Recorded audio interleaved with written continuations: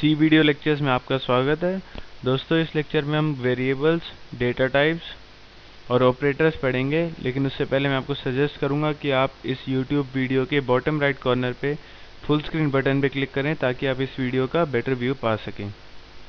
तो वेरिएबल्स पे आते हैं हम। What are variables? वेरिएबल्स हमारा कोई भी वैल्यू स्टोर करने के काम आता है। वो वैल्यू कोई भी हो सकती है, जैसे कि कोई नंबर या कोई डेसिमल नंबर से 0.2, 0.4 या कोई character like A B C D, कोई भी वैल्यू स्टोर करने के काम आती है। और हम एक वेरिएबल को वेरिएबल नेम से रिप्रेजेंट करते हैं, और वेरिएबल नेम सिर्फ लेटर्स और डिजिट्स और अंडरस्कोर की हेल्प से ही बना सकते हैं। लेकिन जो पहला कैरेक्टर होता है वेरिएबल नेम का, वो एक लेटर ही होना चाहिए, डिजिट या अंडरस्कोर नहीं होना चाहिए। फॉर एग्जाम्पल ABC1, क्या ये एक वैलिड वेरिएबल नेम है? इसका आंसर है यस, क्योंकि ये एक लेटर्स और डिजिट की हेल्प से बना है, और जो पहला कैरेक्टर है वो एक लेटर है, डिजिट नहीं है। सिमिलरली 1ABC, क्या ये एक वैलिड वेरिएबल नेम है? आंसर है नो, क्योंकि ये इसका जो पहला कैरेक्टर है वो एक डिजिट है, लेटर नहीं है। अगर हम A1BC लिखेंगे तो ये वैलिड वेरिएबल नेम है, क्योंकि इसका जो पहला कैरेक्टर है वो एक लेटर है, डिजिट नहीं है। तो दोस्तों, मैं उम्मीद करता हूँ आपको वेरिएबल्स की नेमिंग कन्वेंशन समझ आ गई होगी। अब हम डेटा टाइप्स पढ़ेंगे सी लैंग्वेज में। 4 टाइप के डेटा टाइप्स होते हैं सी लैंग्वेज में: कैरेक्टर, इंटीजर, फ्लोट, डबल। जैसा कि मैंने आपको पहले ही बताया कि वेरिएबल कोई भी वैल्यू स्टोर कर सकता है, तो हमें कैसे पता चलेगा कि वो कौन सी वैल्यू स्टोर कर रहा है? ये हमारा डेटा टाइप बताएगा। तो डेटा टाइप वेरिएबल का नेचर बताता है कि वो कौन सी वैल्यू स्टोर कर रहा है। कैरेक्टर कोई भी कैरेक्टर स्टोर करने के काम आता है, जैसे ABCD। इसको हम सी लैंग्वेज में CHAR से रिप्रेजेंट करते हैं, और उसके बाद कोई भी वेरिएबल नेम दे सकते हैं, से A। तो कैरेक्टर A, इसमें हमारा A जो है वो एक कैरेक्टर वेरिएबल है, और A के अंदर हम सिर्फ कैरेक्टर वैल्यू ही स्टोर कर सकते हैं। सिमिलरली इंटीजर को हम INT से रिप्रेजेंट करते हैं, और ये कोई भी इंटीजर वैल्यू स्टोर कर सकता है, जैसे 0, 1, 2, 3, 4, या नेगेटिव में भी -1, -2, -3, -4। और ये डेसिमल वैल्यू स्टोर नहीं कर सकता, क्योंकि हमें पता है इंटीजर्स कंप्लीट नंबर स्टोर करते हैं। तो कोई भी वेरिएबल नेम हम इसके आगे दे सकते हैं। सपोज मैं B दे रहा हूँ, तो B एक इंटीजर वेरिएबल है। फ्लोट को हम फ्लोट से रिप्रेजेंट करते हैं। फ्लोट और इंटीजर में बस यही डिफरेंस है कि हम फ्लोट की हेल्प से डेसिमल वैल्यू स्टोर कर सकते हैं, जो कि हम इंटीजर्स में स्टोर नहीं कर सकते थे। तो इसका भी कोई वेरिएबल दे दिया, फ्लोट C। डबल और फ्लोट में कोई डिफरेंस नहीं है, बस रेंज का डिफरेंस है। फ्लोट 10⁻⁻34 के अराउंड टू 10⁻+34 के अराउंड वैल्यू स्टोर कर सकता है, पर डबल की रेंज बहुत ज़्यादा होती है, 10⁻⁻250 के अराउंड, 10⁻+250 के अराउंड। तो इसको भी हम डबल से रिप्रेजेंट करते हैं सी लैंग्वेज में। और कोई भी वेरिएबल नेम दे दीजिए इसके आगे, D। तो कोई भी हमारा नंबर है, सपोज 0.39 टाइम्स 0 है हमारा कोई भी, और 9 उसके आगे हम लिख देते हैं, तो ये हम फ्लोट की हेल्प से रिप्रेजेंट नहीं कर सकते, क्योंकि इसकी रेंज से बाहर हो गया है ये। तो स्मॉल डेसिमल नंबर में फ्लोट और डबल में कोई डिफरेंस नहीं है, पर जब नंबर बहुत बड़ा हो जाता है तो हमें फ्लोट की जगह डबल यूज़ करना पड़ेगा। अब दोस्तों, हम आते हैं ऑपरेटर्स पे। ये सारे हम अभी प्रोग्राम में बनाएंगे, लेकिन पहले एक बार हम समझ लेते हैं ऑपरेटर्स। सी लैंग्वेज में 3 तरीके के ऑपरेटर्स होते हैं। First one is arithmetic, second is logical, third is increment, decrement. Arithmetic operators 5 type के होते हैं: प्लस, माइनस, मल्टीप्लिकेशन, डिवीजन और मॉड्यूलस ऑपरेटर, जिसको हम परसेंटेज साइन से रिप्रेजेंट करते हैं। इन चारों का तो ऑपरेशन हमें पता ही है, प्लस एडिशन के काम आता है, एटसेट्रा एटसेट्रा। लेकिन जो ये हमारा मॉड्यूलस ऑपरेटर है, ये एक नया ऑपरेटर है। मॉड्यूलस ऑपरेटर हमें रिमाइंडर बताता है। फॉर एग्जांपल अगर हम 5 को 2 से डिवाइड करें तो हमें पता है रिमाइंडर 1 होगा। तो अगर हम लिखें 5 मॉड्यूलस 2 तो इसका आंसर 1 होगा, क्योंकि रिमाइंडर 1 है। लॉजिकल ऑपरेटर्स 6 टाइप के होते हैं, वो कंपेयर करने के काम आते हैं। For example greater than, equal to, less than equal to, जिसको हम डबल इक्वल टू से रिप्रेजेंट करते हैं, 2 बार इक्वल टू के साइन से। और लास्ट होता है नॉट इक्वल टू, जिसको हम एक्सक्लेमेटरी साइन और इक्वल टू से रिप्रेजेंट करते हैं। और लास्ट ऑपरेटर होता है इंक्रीमेंट और डिक्रीमेंट। इंक्रीमेंट को हम डबल प्लस साइन से रिप्रेजेंट करते हैं, डिक्रीमेंट को डबल नेगेटिव साइन से रिप्रेजेंट करते हैं। और जो प्लस साइन होता है, जो इंक्रीमेंट ऑपरेटर होता है, वो हमारी कोई भी वैल्यू है उसमें 1 ऐड कर देता है। और डिक्रीमेंट ऑपरेटर कोई भी वैल्यू है उसमें 1 सब्ट्रैक्ट कर देता है। तो हम इन सभी ऑपरेटर्स के एग्जांपल अभी डेवलपर C++ में बनाते हैं।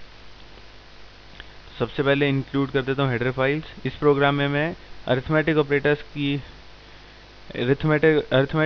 का यूज़ बताऊंगा, और प्लस से मैं स्टार्ट करूंगा और सारे ऑपरेटर्स उसके बाद बनाऊंगा। Include stdio.h, include conio.h, main function. कोई भी मैं इंटीजर वेरिएबल बना लेता हूँ। 3 इंटीजर वेरिएबल बनाऊंगा मैं, 2 के अंदर वैल्यू स्टोर करूंगा और तीसरे में ऑपरेशन स्टोर करूंगा। तो हम 3 इंटीजर वेरिएबल बनाने के लिए ये सिंटैक्स लिख सकते हैं, इंट a, इंट b, कोई भी नाम दे सकते हैं हम वेरिएबल को। मैं abc दे रहा हूँ, इंट c। तो दोस्तों आप देख सकते हैं हमने 3 इंटीजर वेरिएबल बना लिए हैं। लेकिन अगर आप चाहते हो कि आपको 3 बार इंटीजर इंट नहीं टाइप करना है, तो आप इसका एक स्मॉल सिंटैक्स भी होता है जो हम सी लैंग्वेज में यूज़ कर सकते हैं। वो होता है इंट a, b, c, फिर सेमीकोलन। इस तरीके से हम कितने भी इंटीजर वेरिएबल बना सकते हैं कॉमा डाल के, और एंड में सेमीकोलन डालना पड़ेगा। तो a के अंदर मैं लिख देता हूँ 10, b के अंदर मैं लिख देता हूँ 5, और c के अंदर मैं लिख देता हूँ a प्लस b। तो c के अंदर क्या हो जाएगा, a यानी कि 10 प्लस b यानी कि 5, यानी कि c is equal to 10 plus 5 15। अब मैं प्रिंट कर देता हूँ c की value, print f some is percentage d 15 c। आप सोच रहे होंगे ये परसेंटेज d साइन क्या है। अगर मैं यहाँ पे लिख देता सम इज c, तो ये हमारे आउटपुट स्क्रीन पे सम इज c ही प्रिंट करता, c की वैल्यू नहीं प्रिंट करता। जो कि c की वैल्यू 15 है वो नहीं प्रिंट करता, सम इज c प्रिंट कर देता। क्योंकि हमें वैल्यू प्रिंट करानी है तो हमें यहाँ पे परसेंटेज d साइन डालना पड़ेगा और उसके बाद कॉमा डाल के c लिखना पड़ेगा। क्योंकि c जो हमारा है एक इंटीजर वेरिएबल है, इसलिए हम परसेंटेज d साइन यूज़ करेंगे। सपोज अगर हमारा c जो है वो फ्लोट वेरिएबल होता तो हम उसकी जगह परसेंटेज f यूज़ करते, और अगर c हमारा कैरेक्टर वेरिएबल होता तो हम परसेंटेज c यूज़ करते। लेकिन हमारा c जो है इंटीजर वेरिएबल है, तो हम परसेंटेज d यूज़ करेंगे। इंटीजर के लिए हमेशा परसेंटेज d यूज़ करते हैं। तो गेट ch, ताकि आउटपुट विंडो क्लोज ना होए। अब मैं कंपाइल कर देता हूँ, कंट्रोल F9, 0 एरर्स, रन भी कर दिया कंट्रोल F10 से। आप अपनी आउटपुट स्क्रीन पे देख सकते हैं सम इज 15।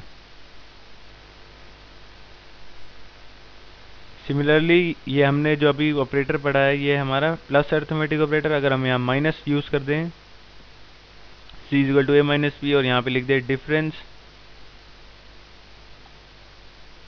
तो हमें पता है a माइनस बी कितना होएगा, 10 माइनस 5 5, तो डिफरेंस इज 5 प्रिंट करेगा। तो कंपाइल कर देता हूँ मैं प्रोग्राम कंट्रोल F9 से, 0 एरर। सब रन कर देता हूँ कंट्रोल F10 से। आप अपनी आउटपुट स्क्रीन पे देख सकते हैं डिफरेंस इज 5। और अगर मैं यहाँ मल्टीप्लिकेशन साइन यूज़ कर दूँ और यहाँ नीचे लिख देता हूँ प्रोडक्ट, तो 10 इंटू 5 50 प्रिंट होना चाहिए। तो कंपाइल करता हूँ, रन कर देता हूँ, प्रोडक्ट इज 50।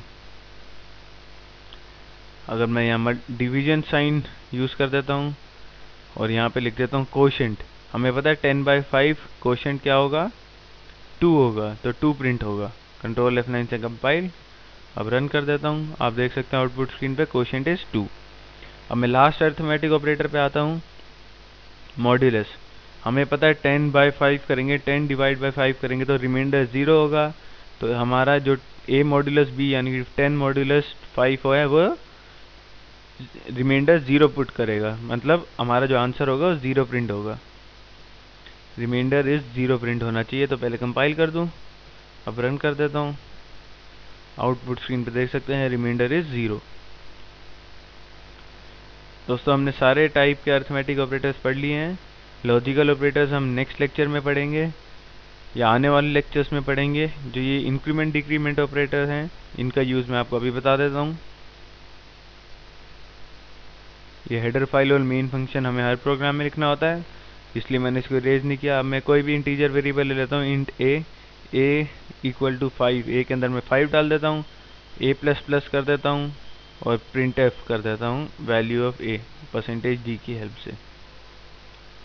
इसमें मैंने क्या किया है, a हमारा 5 है, a++ यानी इंक्रीमेंट ऑपरेटर लगा दिया, तो अब a की वैल्यू 6 हो जानी चाहिए। तो मैं कंपाइल करता हूँ प्रोग्राम को कंट्रोल F9 से, 0 एरर। अब रन कर देता हूँ। यहाँ गेट ch भी लगा देता हूँ ताकि आउटपुट विंडो क्लोज ना हो।